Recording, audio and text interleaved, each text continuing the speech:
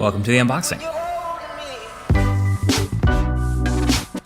Hey, what's up guys? MKBHD here, and this is the one we've been waiting for. This is the one I told you to skip iPhone 8 for. This is the one that represents the future of Apple smartphones. This is iPhone 10. And while it doesn't say X anywhere on the front of the box, people are pretty much always going to call this one the X. I've just accepted that.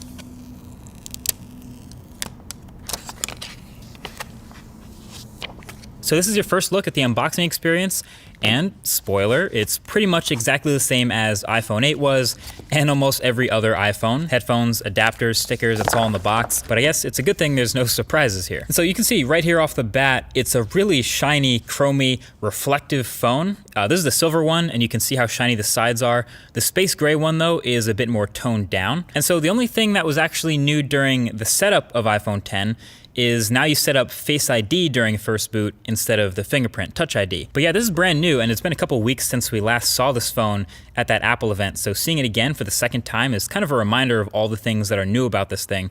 Obviously, the biggest difference is the display up front, the 5.8-inch OLED corner-to-corner screen that fits in a footprint smaller than the iPhone 8 Plus, which has a smaller screen. So naturally, pretty much all the focus is going to be on that, and the notch at the top, and how apps handle it, etc.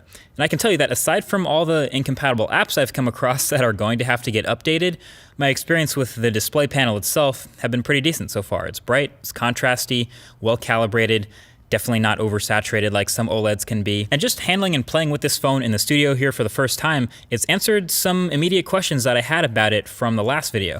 So first of all, since there's no home button, obviously, you have that swipe up gesture to go home, but we were wondering, how do you take a screenshot? That is power and volume up. So that's the new screenshot combo for iPhone 10. And then since holding the power button now goes to Siri, how do you turn the phone off? Well, it's gonna be long pressing the power button and volume up key, and that'll get you to see that power off menu. So those are two new key combos to memorize there. And then of course I was reminded of how many gestures there are now to memorize. Obviously when you get rid of a button, there's a whole bunch of swiping and gestures to replace it. So there's the multitasking and app switching motions, which are pretty similar but both kind of useful in their own way.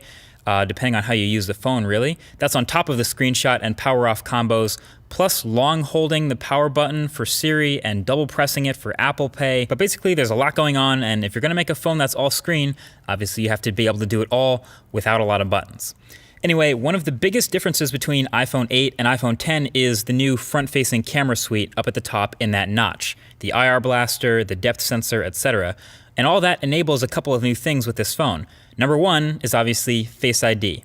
The setup, like you saw, was pretty quick and painless, and it's been working pretty well since then for unlocking my phone.